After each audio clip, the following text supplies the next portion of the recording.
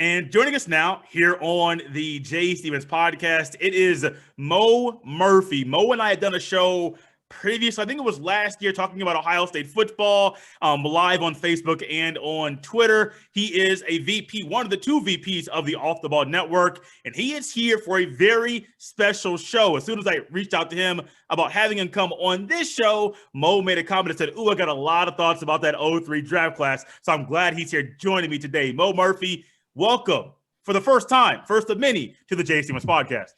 Yeah, I appreciate you for having me on, bro. We've done a couple shows. You've been on Up in Flames a couple times. We have that chemistry. We have very similar, being Ohio State fans. It's like a different connection. You and Jeff have that connection when y'all get together all the time. So I'm definitely glad. And then what better than probably, if you look at it like my era's greatest draft class, if you really look at it when I was born, this is probably my era's greatest draft class that we're going to talk about. It could be the greatest draft class ever in my era depending on what some of these draft classes in the future hold. That's a good way to put it. And just a little side note for things looking up into the future, coming in the month of July, later in the month of July, Mo will be back with us. It'll be Mo, it'll be Jeff Hunt, it'll be Chris LeBron. Three guys, you're getting introduced to Mo now. Jeff and Chris have been on before. We're going to have a dream college football road trip. That's all I can tell you right now. But when you hear the rules, when you hear some of our teams and what kind of goes into this dream college football road trip, I think you'll love it, and possibly hit us up on Twitter to throw some of your dream road trip ideas to us. Speaking of Twitter, Mo, let everyone know where they can catch you on Twitter, as well as what goes into your show, what's unique about your show, and what you love about hosting the Up in Flames podcast. Right. Well, first you can follow me at Mo_Cheese15 on Twitter and Instagram, or at Up in Flames Pod on Twitter and Instagram. And you can hear my podcast pretty much anywhere you get your podcast. I try and do the YouTube stuff. I'm not that great at it because it's like, Jay, it goes a lot of work into just promoting an audio show. So adding YouTube on top of getting it on all your social media stuff, that's tough.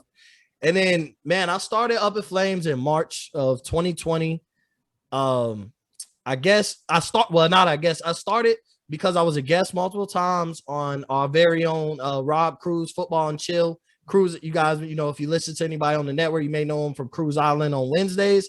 But, I started with him, and I always have had a passion to talk sports, kind of a dream to just be a broadcaster. School didn't work out. I do the military thing. But basically, I got on his. People, got really good feedback. And then he was just like, you should do your own show. And not in the sense of kicking me off his, but he's like, man, you can have your own, I can have my own. We have different platforms. And, it's kind of been, that was kind of the start of creating, I've been able to link with you even before I was with Off the Ball Network. Steve, like all the great guys that I've been around, they were some of my first guests, first people to talk to.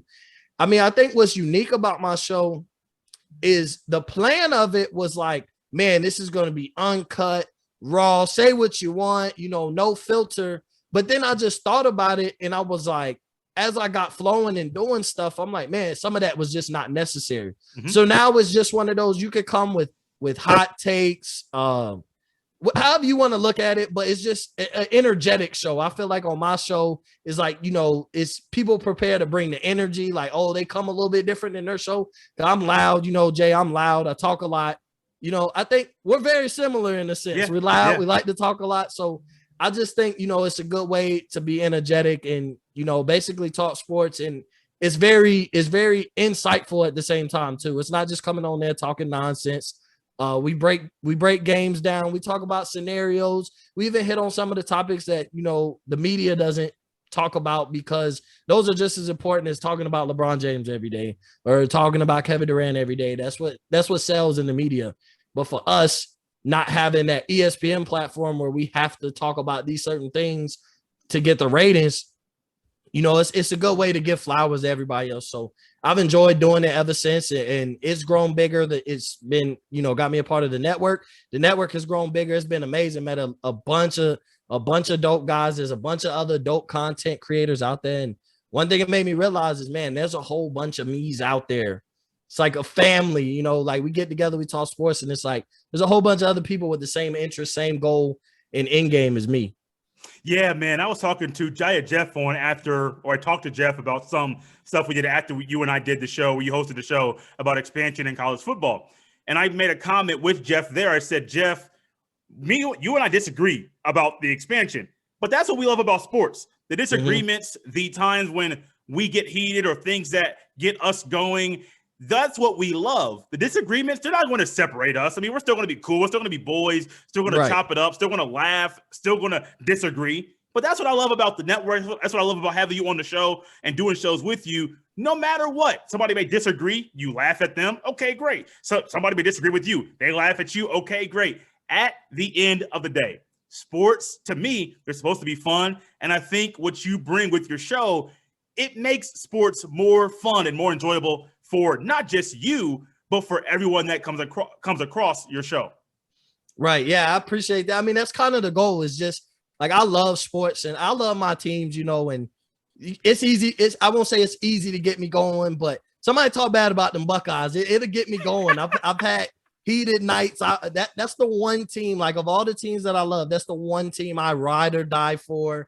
Like, I will punch through a wall about Ohio State. Like, that's just my one ride or die team. So, but yeah, it's just a fun way. Like, I just love talking sports and getting with guys who have the same interests. We always have great conversation, and then building platforms. They come on mine, be on my platform. They bring me back on theirs. So I always look at it when I bring somebody on and they bring me back. It's like, okay, well, I was at least good enough to obtain a chance on their platform. I did good enough. I rubbed them off. I rubbed them well enough that they're like, yeah, I'll bring them, I bring them on mine. So I always appreciate the opportunity of coming on somebody else's show. Mo, you're here on this show, and today it's all about the 2003 NBA draft class. And like I told you off air, we're going to be doing a little series going back from 03 until 96, just highlighting, talking about different things, different details about the different draft classes, what makes them unique, what makes them stand out. The 03 draft class, it is special, man. You look at the top. Yeah. You can look at the all-stars. You look at those guys that maybe aren't really known in the draft class. Here's a name for you. James Jones, I believe, was in this draft class. Now he's the GM or president of basketball operations, whatever the title is for the Suns, just won executive of the year. Just talking about those types of things with this draft class. But Mo, when you think about this draft class in itself, what comes to your mind? And I hope you don't choose what I think. I didn't share this with you, but my thing, it's not LeBron. I'm not going LeBron first. So I'm curious what yours is, because I got one thought about how we might view one player completely different if he was drafted in one different spot. Well, I feel like I know who you're going to go with, so I'll let you go that way. But just overall thought about the draft, this draft was very underrated. And I say that when we talk about this draft, we talk about four guys. We talk about LeBron, Carmelo, Dwayne Wade, and Chris Bosh. But we don't talk about, like you said, there's James Jones, there's Kyle Korver, there's Michael Pietrus, TJ Ford was in this draft. Like, there's a lot of guys who were like key teams on really good playoff runs. David West, Kendrick Perkins, like Big Perk, the guy who's on ESPN now, on Twitter. Josh Howard was very key to Dallas Mavericks. Like, there's a lot of good players. Like, so I think it's underrated because Luke Walton was in that draft. He's a head coach in the NBA now. Jason Capono was a two-time three-point NBA champion for the three-point contest. I know that doesn't mean that much, but he was a sniper from three that people just kind of get lost about because of those four key names. Mo Williams was in that draft. And he was a really good point guard, had a few really good years. Borderline all-star at one point. He's known, I think he's most known for his time in Milwaukee and the roster spot that he had in Cleveland in 07 when LeBron took that team single-handedly to the NBA Finals. I think that's where most people know Mo Williams from. But I would say outside of the four names that makes this draft class one of the greatest draft classes of all time, it's very underrated in some of the other players that you would see on this list. Leandro Barbosa. This is not the guy that I was hitting at earlier, but Leandro Barbosa, also in this draft class. I absolutely loved watching him play with the Suns, because that Suns team with Nash, you got Stoudemire, I believe Sean Marion was on that squad. Those guys were a lot of fun to watch. But the one player that I thought about, Carmelo Anthony. Imagine if Carmelo Anthony, I had a feeling you knew where I was going. Mm-hmm. Imagine if Carmelo Anthony was drafted one spot quicker. Now, I'm not saying that the Pistons are going to win a championship first year with Carmelo, 03-04. they did end up winning the championship in 04, beating the Lakers. I believe they smashed Lakers in 5. I mean, Karl Malone, Karl Malone, Gary Payton, Kobe, Shaq. Okay, cool. That team was so old, though. It was old, and Karl Malone got hurt. Yeah. But I'm curious. So I really wonder, how would we view Carmelo if the Pistons didn't draft Darko Milicic? Now, we all remember, some people remember what Melo did in the NCAA tournament, Syracuse, that phenomenal run, the way he played, most outstanding player. But if you put Carmelo, who does not play defense, not young Carmelo, not old Carmelo, on that Pistons squad, when you got Chauncey Billups, Tayshaun Prince, Rip Hamilton, Rasheed, Ben Wallace, these guys that made their staple on the defensive end. You got Rasheed Wallace, who can stretch the court. If you put Carmelo on that team, one, he doesn't start. Because I don't know if he defensively can fit in with that team the way Tayshaun Prince did automatically as a rookie. But number two, I don't know how we view Carmelo. He viewed Carmelo differently, because let's just say Carmelo's the same exact player he has been his entire career, but he got a ring his rookie season with the Pistons. Even coming off the bench, let's say he was a sixth man. That's interesting. Yeah, Darko Milicic's decision by the Pistons, I remember that. I remember exactly what was going on during that draft period, and said, you're going to pass up on Carmelo Anthony coming off of this phenomenal run to draft a foreign guy? And people didn't know foreigners like that back at that time. You go back, Dirk is older than this, but nobody knew who Dirk Nowitzki was at that time. You want to go back, Scottie Pippen keeps talking. Tony Kukoc? Did anybody know who Tony Kukoc was in the early 90s? Maybe if you watched European basketball, but you're overseas. That stuff was not in the NBA like it is. You can watch it whenever you want. That Carmelo Anthony, Darko Milicic, that switch there, I'm curious. It's a hypothetical. I don't know how we view Melo. I like Melo. I love Melo's game. But if Melo has a ring, those people that lift up the ring in arguments and accolades and arguments to try to describe how a player is, you can't really use the arguments people have against Melo, because he got that ring his rookie year. So I agree with you 100%. I talk about this all the time. And I think this is like, when it comes to the NBA draft itself, when it comes to drafts around all sports, this is one of the biggest what if moments in any draft. My two drafts that I'm concerned about is NBA or NFL. This is one of the biggest what if moments. And there's a few of them, especially when we go NFL route and talk about quarterbacks and whatnot. But if you talk about everything you said, is what would have been the beauty of Carmelo Anthony playing in Detroit. He's not that great of a defender, which means he may not fit into the starting lineup, which means at his rookie year, his game is exactly what you need your sixth man to do. That's it. I don't need you to do anything else but go in there and get a bucket. That's what I need you to do. I don't care if you can play defense. Like, your sixth man is usually never your best defender. They just can get a bucket. And I think, I don't want to stamp that they win a championship in his rookie year, but I mean, that Detroit team is a lot better with Carmelo Anthony coming off the bench, because I feel like the way that starting five, they fit so perfect. I feel like Melo was just a perfect six man for that team. But then, you know, with that culture and who he would have been influenced by, Rasheed Wallace, Ben Wallace, Chauncey Billups, Rip Hamilton, great leaders, guys who had, really great careers. Ben Wallace is now going to be in the Hall of Fame. Billups, is he already in the Hall of Fame? I don't think so. I don't think he is. He might take a minute to get there. Yeah. Like he might take, kind of like Ben Wallace, but Ben Wallace on his way. Rasheed Wallace had a really good career. Rip Hamilton, he's known for his shooting, but I think that mentality would have been on Carmelo and Young. You hear, the late, great Kobe Bryant talked about Melo. He was one of the hardest players to guard, but he was one of the matchups he looked forward to, because the best players brought the dog out of Melo defensively. He was not a defensive guy every night, but when he played against LeBron, when he played against Kobe early, when he was in Denver, he played defense. Now, granted, that doesn't look like much because they both scored 30 on each other, but you brought the best out of him. The best players brought the best out of Melo.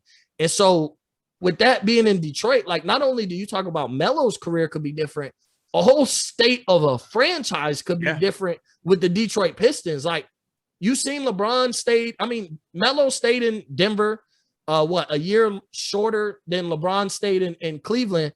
But you never know. Like Detroit could have been a destination. They've had success in almost every era, every decade.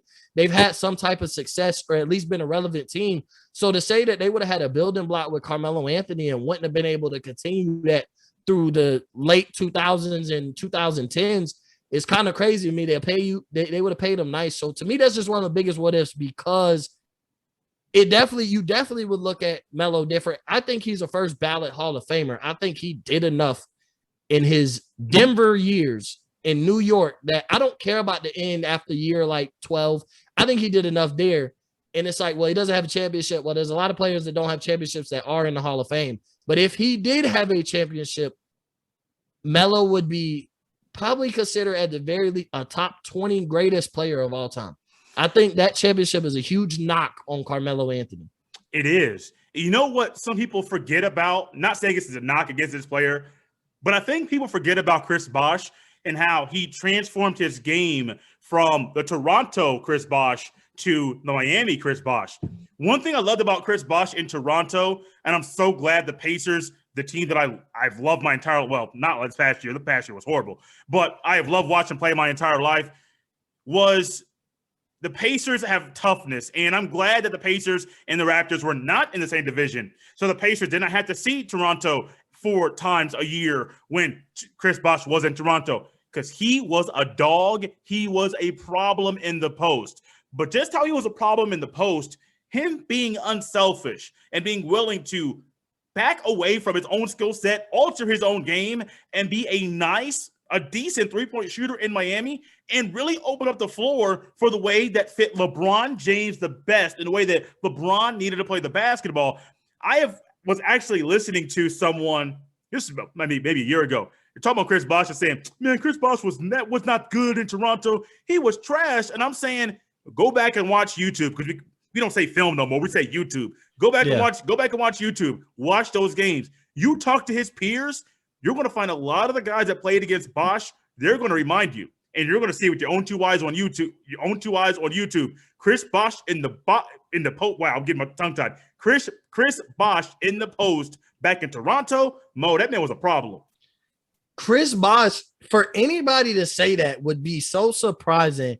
And I would probably be like, I don't know how much, like, you'd probably lose me with that statement because Chris Bosh, dreadlock Chris Bosh, like that's a thing. Like when he was in Miami, people were saying Chris Bosh need to get his dreads back. Like there were times people were disappointed that they weren't seeing the Chris Bosh, and his time in Miami was very underrated, by the way. It was. Me being a big time Heat fan, we won series off the back of certain performances in certain games. Series changed because of Chris Bosh.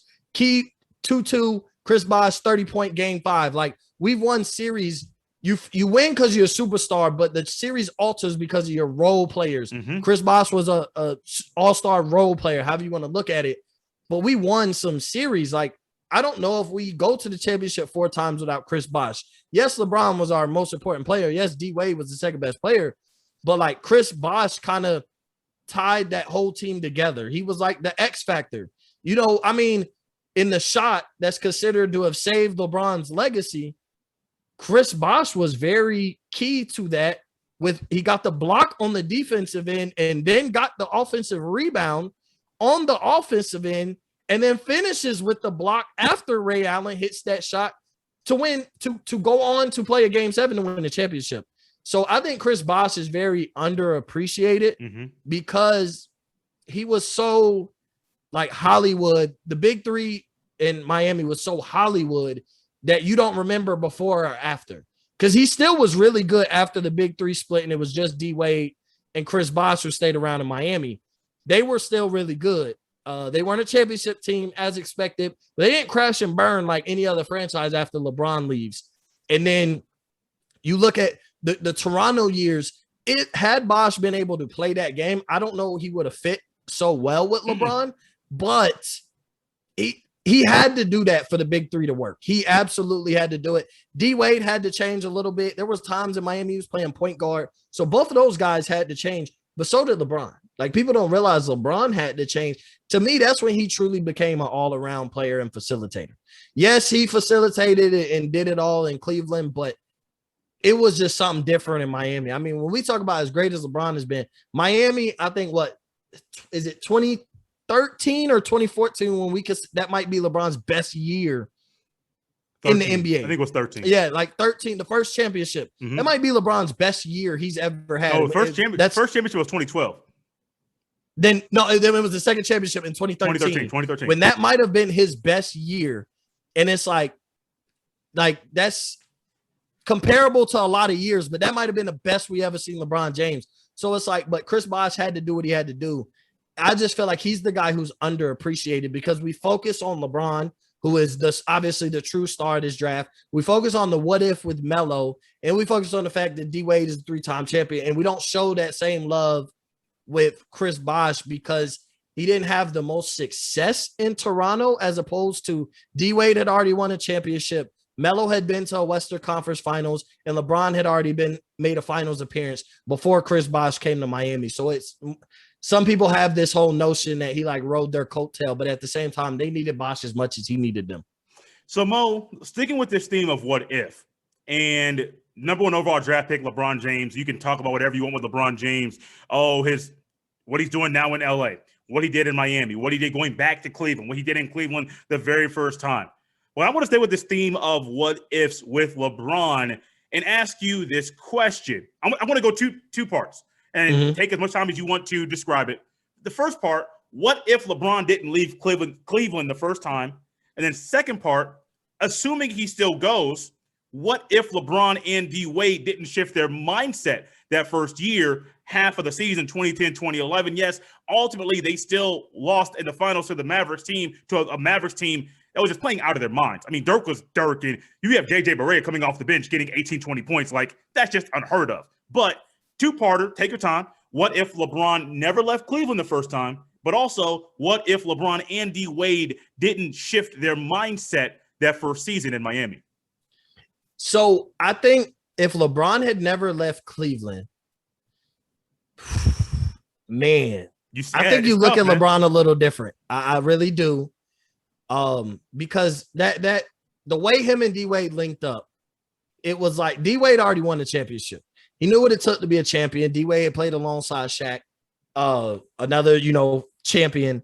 And so D-Wade had that championship mentality. He knew what it took, that heat culture with Pat Riley. And I think LeBron needed that. Had he never left, he would have never got that. And we could be saying, like, does LeBron have a championship at all? Yeah. Because like we would assume he would have won one eventually. But if you look at during the Miami Heat era, we'll say maybe he gets another all-star in Cleveland, maybe, but you would have been going against the Indiana Pacers and Paul George. You would have been competing against the New York Knicks and Carmelo Anthony. You still would have had Dwayne Wade in Miami, and he would have had a lot better team built around him because it's Miami, easier to get free agents. Pat Riley's always going to make something when you talk about a great GM. So you talk about those. Miami still remains competitive. I don't know if they win championships, but he has to compete against that in a lackluster destination of Cleveland, Ohio. The only attractive part about signing there as a free agent is you're an aging veteran trying to get a championship, and go play with LeBron. But LeBron doesn't have that mantra around him that, he could get me to the promised land as I'm aging and want to get that ring if he never leaves Cleveland. And then if him and D-Wade the thing is, D-Wade was the biggest reason why that big three worked. Yes, he was. Because D-Wade ran Miami. It was called Wade County. To this day, like, people call it Wade County. He had signs, welcome to Wade County. He was Miami. Like, you think about sports at that point in time too, like Florida Marlins weren't no good. The Miami Dolphins wasn't no good. Like, Dwayne Wade winning a championship was the one good thing. I mean, he was the biggest star in Miami since Dan Marino. Like that, he was the biggest star since Dan Marino. Probably will be the biggest star it's going to take a lot for Miami to have any type of star on the pedigree of Dan Marino and Dwayne Wade. When you talk about the history of Miami sports, those two are right there, and it's neck and neck. Who was the biggest star? I would say Wade might get that edge because he did bring a championship to Miami. Brought multiple, but he did bring one pre-LeBron. So D-Wade had to take that step back. He had to take that back seat. He had to say, I will be, because this was like the best. LeBron was coming into his own as the best player in the league. D Wade was still a top 5 player, but he wasn't as good as LeBron, and he knew that. And he was a point guard, and he knew LeBron. He was a 2 guard, but he played a lot of point guard for Miami throughout those years, especially the couple championship and playoff run years. D Wade had to take a step back, and he knew, like, man, I can't be ball dominant. It needs to be LeBron. I just need to get in where I fit it. And when you really look at it, the highlight of plays they made because Dwayne Wade was able to take that step back and say, like, yes, this is my team, this is my city, but we're going to welcome you and allow you to take over the kingdom temporarily to win these championships. He knew this wasn't going to be a forever friendship, but he knew it wasn't going to be forever for basketball. And we looked at Wade will never leave Miami. LeBron could venture off back to Miami, or venture off out of Miami. And obviously, once he got that taste of a championship, knew what it took to be a champion, LeBron felt like he owed the state of Ohio. Everybody talks about Cleveland. Yes, it was for Cleveland, but it was for the state of Ohio. It was for everybody, just the state of Ohio as a whole. So I will say, if D-Wade doesn't do that, this big three may not be as successful, even though they could have been still, because they just would have been so much better than everybody. But you would have looked at them, because at first everybody looked at them the way you look at the Nets big three right now. Yeah, it's like, man, they got 3 of the most talented players, but how are they going to fit? Is James Harden and Kyrie Irving going to do what's necessary to fit alongside each other? And that's what people were wondering with Dwayne Wade and LeBron.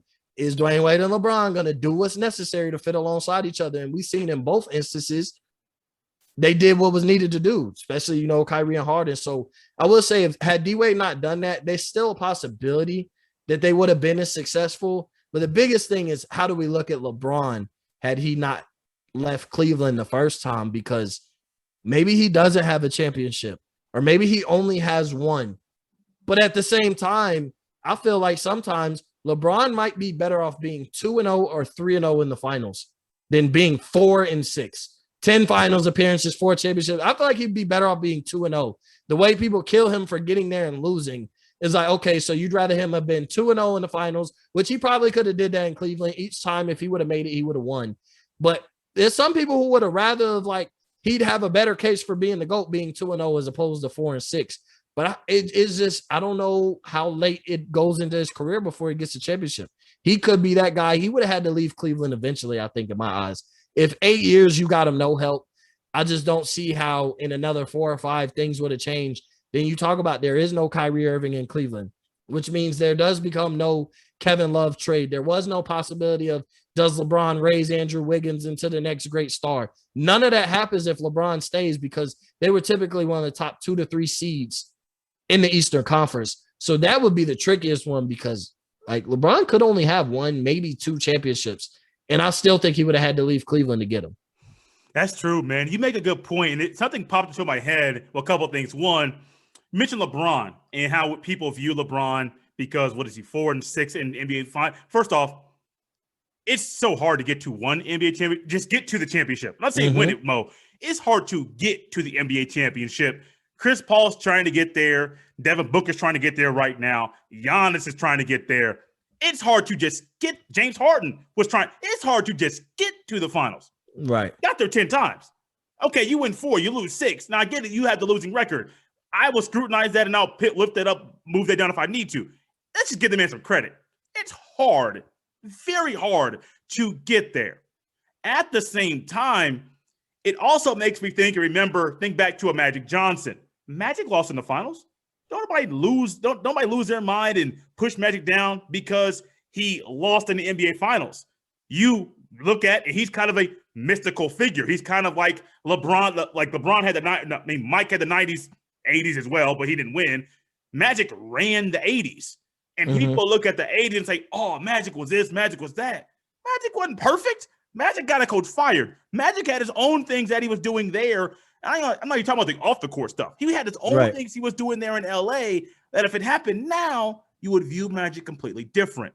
It's hard to get to the finals. I think people lose sight and lose track of how hard it is. In a typical season, 82 games, even if you load manage, you're playing 65 to 70. That's a lot of basketball. And then best of 7 every single series. You may sweep somebody. You may go 5. pretty sure one of those series you're going to go 6 games before getting to the finals. These are the best of the best of the best in the world playing this sport. I think people need to give LeBron some credit, and I'm critical. You're critical at times when we need to be. Give LeBron credit for being able to get to that many finals, but also this is a great reminder. We talk about the shift in mindset, and you mentioned D Wade and LeBron and what they had to do that year one. It's very, very, very, very hard to win a championship year one when you're together. Big 2, big 3, doesn't matter. Scottie Pippen and Michael Jordan didn't win a championship year one. Magic and Kareem did, but that was just a special thing because those two dudes, that's just rare. That's very, very rare. But Scottie Pippen, Michael Jordan didn't win one year one. Kobe and Shaq, it took them numerous defeats in the playoffs before they did what they did in that 2000 series. You have, let's just go now, D Wade and LeBron. Yes, that Mavericks lost in the finals, but you got to give them credit. They got to the finals that year, same draft class. And then this year, you have Harden, you got KD, you got Kyrie. Yeah, injuries, they happen. But what LeBron and D Wade did, not just to get to the finals, not just shifting the mindset, but them getting to the finals, you can look back at numerous big 2s, big 3s, first time they were together. They don't get to the finals, Mo, and most of the time they don't win. What Kawhi did in Toronto was rare. We rarely see it. Get there 1 year, you win, you fly out. Benefited from injury too. It was very that's true. That's true. Kawhi's championship was one of those, but that's a topic for another show. But that's true. But I mean, I'm trying my best because I'm very critical of LeBron for numerous reasons. But I got to give LeBron credit, man. The what if for him not leaving Cleveland, that's crazy. But I want to give LeBron a lot of credit. He did a lot in Cleveland both times. He did a lot in Miami. He's doing stuff in LA. I don't know what next year is going to look like. They got to make some roster changes. But still, LeBron in Miami, LeBron making it to 10 championships. I don't know if we're going to see a guy with the current landscape and how the NBA might change down the road do what LeBron did in a 18-year career so far in the very near future, because, bro, it's tough to do what LeBron did. Just winning that much, being that successful, it's very, very hard to have that kind of success once again in a league that is always changing. Yeah, and to me, LeBron, Wade, and Bosh, all three became some of the most hated players when they did that. Not 1, not 2, not 3, as if they were the first big 3 to ever get together, as if, Boston never existed. Right. But it was the whole, they went Hollywood. LeBron went Hollywood. Dwayne Wade, who was a fairly quiet dog, went Hollywood. Celebration. Chris Bosh comes down from Canada, goes Hollywood. LeBron does the decision, and a lot of, he doesn't do it right. The salty fans are the fans that he went and visited and didn't say, I'm coming to, I'm taking my talents to South Beach. It's one of the most iconic sayings of all time. And it's because it had so much backlash. It had so much love. If you were me, who was a Heat fan, sitting in front of your TV, I was in Houston, Texas, when he made the decision, visiting my grandma. I remember that day. I sat in front of the TV and I'm waiting on LeBron. I watched the whole, 30 minutes? From like 7:30 to 8 o'clock, or was it an hour? I think it was at least an hour. I think it was an hour. Yeah. And I just remember watching the whole thing. It was about like 7 o'clock, and he finally makes the decision. Oh my God, we're winning championships. Like, that was like, we're about to win championships. Chris Bosh, 30 minutes after he made his decision, Chris Bosh is coming. He was just waiting on LeBron to say where he was going. And I'm like, we are winning championships. Any other imagine him and Dwayne Wade also visited the New York Knicks that year. Imagine if those guys go and do that, but went to the Knicks. Oh, all the Knicks fans, all the New York media would love them. But because they didn't go to New York or LA with that Hollywood media stuff, people hated them. So it took away from, and then LeBron's chasing Jordan in a sense. He wants to be the greatest player of all time. Who's widely considered the greatest player of all time? Michael Jordan. And what's worse now than ever is the older generation doesn't know how to differentiate greatness. Like, some of the older guys I talk to is like, oh, the argument, these young guys are soft and this and that. And I'm like, it's a change of pace, because I could talk about these guys and I'd be like, they're way more talented. They're way more skilled. They're more athletic. They're bigger, faster, stronger. Yes, they're not as tough, but they're way more skilled than half of these guys. You know, some of these all-stars and legends weren't nearly half as skilled as the second guy coming off the bench. But LeBron he's the start of that new era. And then people hate, he is the Jordan of this era when you talk about greatness, because people right now are not chasing Jordan. Kawhi Leonard, Kevin Durant, Steph Curry, all those guys, they're chasing LeBron James.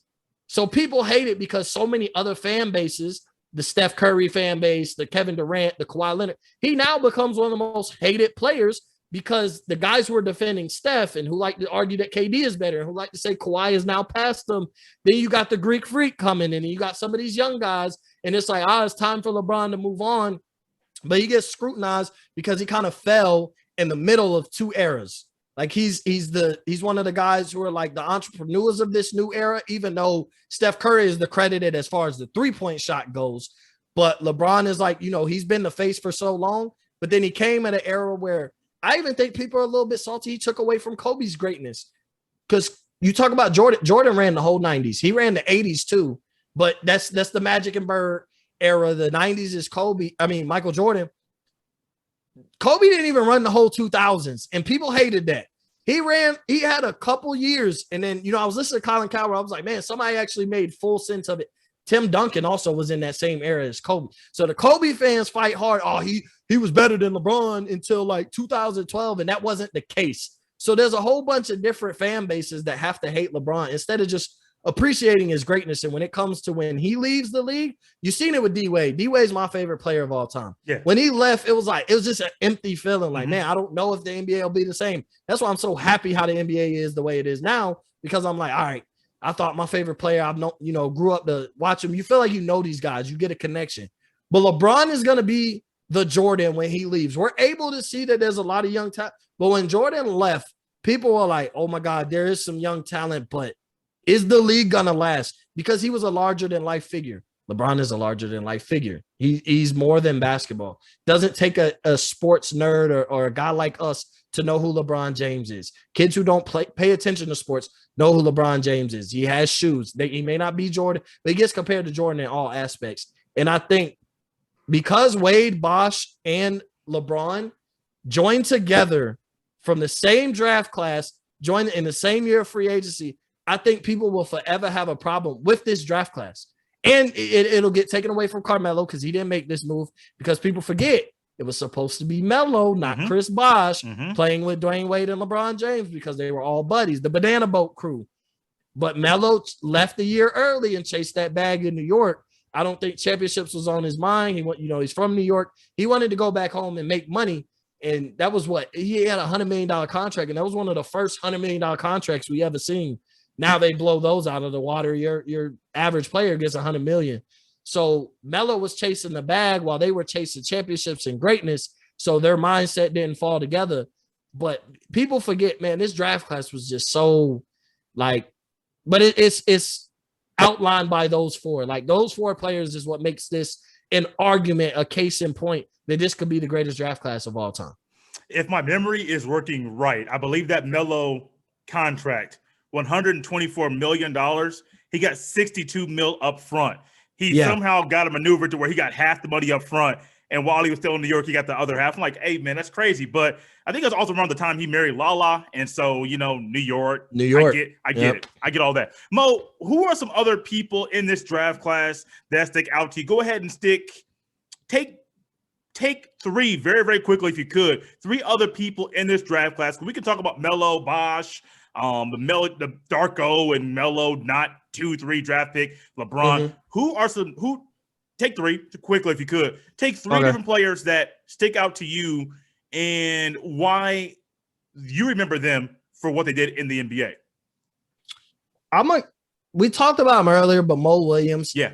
He was very underrated. He was a really good player. He had some really good years in Milwaukee, but he gets more known for being on that so bad team of the Cleveland Cavaliers when LeBron James, went to the finals with no help.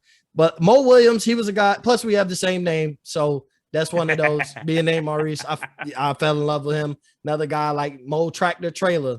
People forget about him, but hey, I remember all the guys named Maurice. So I would say Mo Williams, Kyle Korver.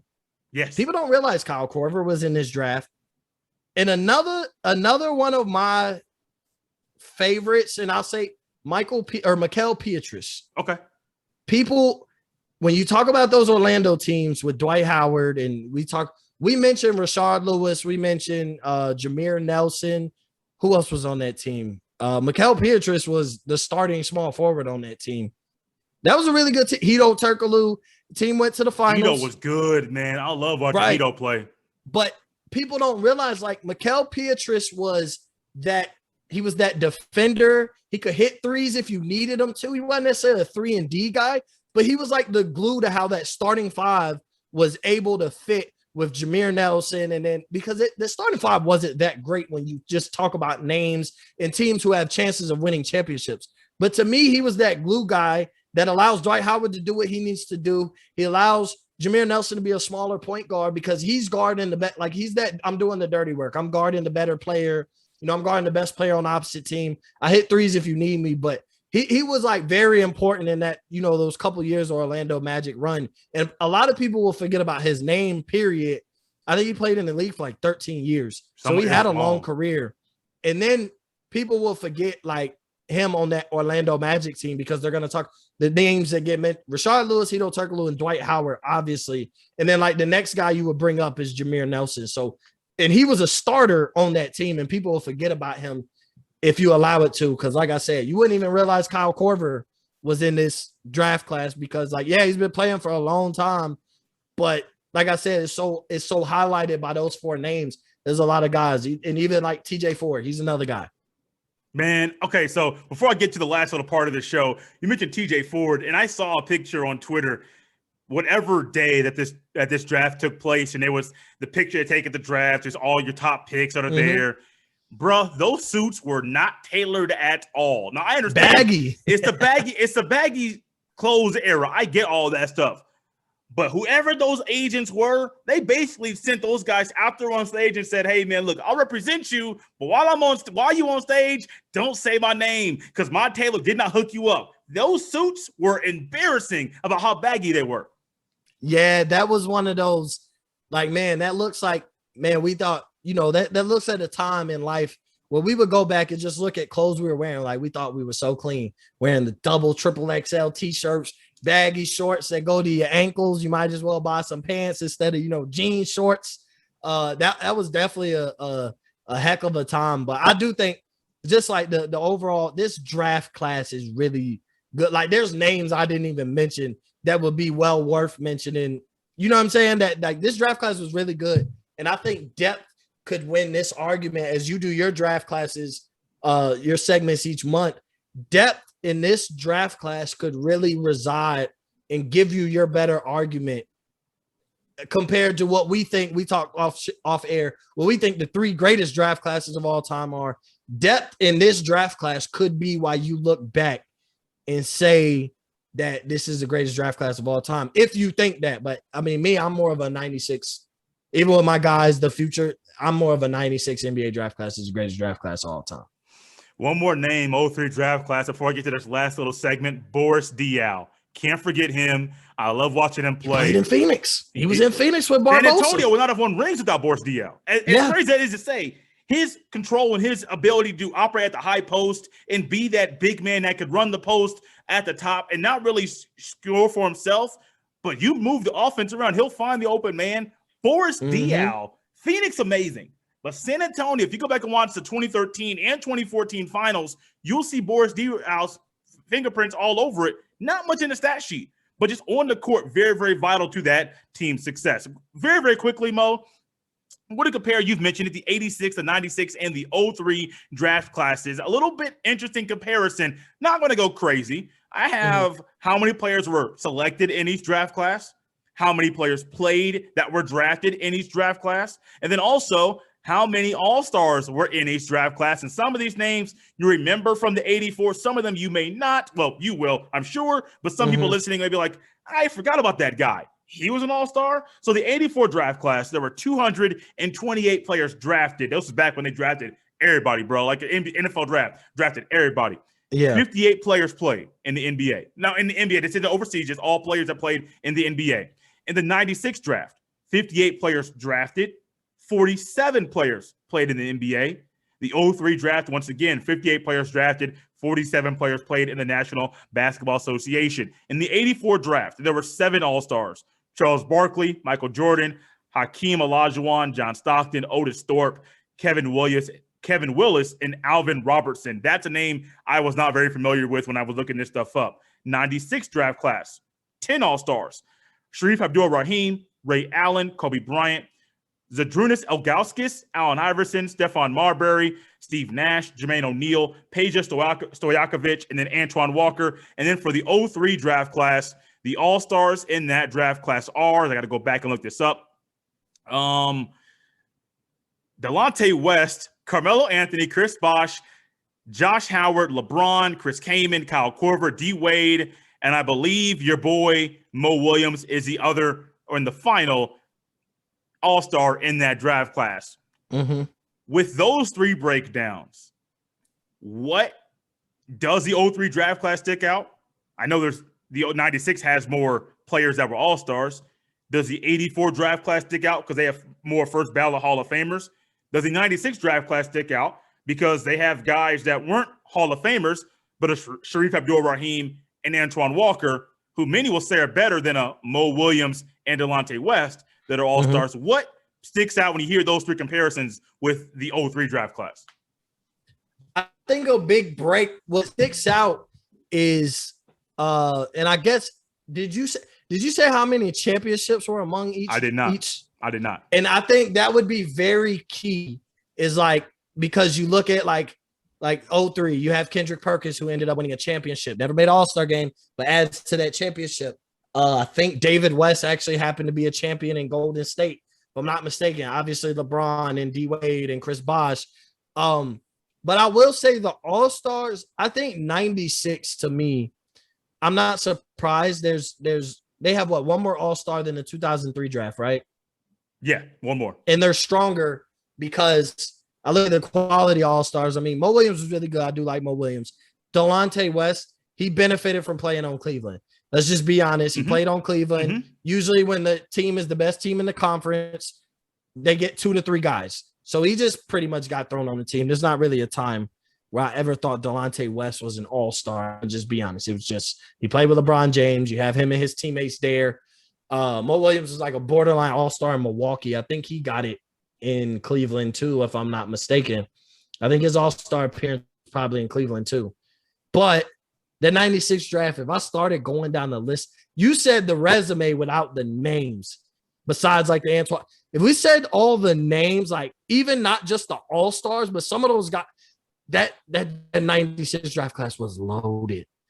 Loaded. And I was born in 95, but like that 96 draft loaded. Like people, we talk about the top of each draft class. I think it's fairly even. You have Jordan, Barkley, and Hakeem Olajuwon, and John Stockton headline the 84.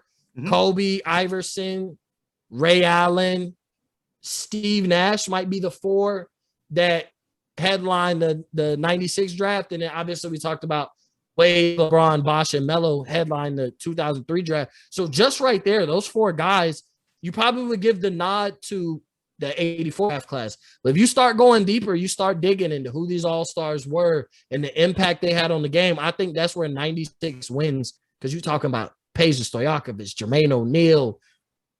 There were a few other guys. If I just went down the list, that's why I think Tony Delk was an impact player in the Celtics at one point. Kerry Kittle, Stephon Marbury, like there was some guys like Kerry Kittles. He was a part of that Nets team that went to the Eastern Conference Finals. Like people forget about that though, because they talk about Jason Kidd and then they even talk about Kenyon Martin and Richard Jefferson. Those are the guys. But Kerry, was Vince Carter a part of that team that early? I think he was still in New Jersey at that time. I think he was. Yeah, with and it was like Kerry Kittles. That team was loaded. Then, like I said, we know who the big timers are. But even you mentioned like Marcus Camby. You have Marcus Camby, Eric Dampier, Zydrunas Ilgauskas. Like there's guys who contributed on championship contending teams. If I'm not mistaken, Eric Dampier is a champion. I think so. He won a championship on that 2011 Dallas Mavericks team. Mm-hmm, mm-hmm. Yeah, so I mean, we're talking about the starting center on that Dallas Mavericks team. Like we're talking about some guys, and then there's some names that maybe some real hoop heads wouldn't know. Like I said, Tony Delk, I mentioned him. I felt he really had to be into the NBA and knew how good he was in Boston. He wasn't a superstar or nothing, but he was a really good player. But even like I was in love with that 96 draft class. I mean, all of them are historic, but like I didn't really get to see much of the 84. Yeah, think about I know who all those guys are. I've seen them play. I grew up as a kid watching the Hardwood Classics, but it's still not the same. I didn't live in that moment where Jordan was a worldwide figure. I didn't live watching John Stockton and those guys. But with 96, I grew up watching all of them. And then 03 were like, those were the Jordan and the Magic Johnson, however, type figures for my lifetime. But I give the nod to 96.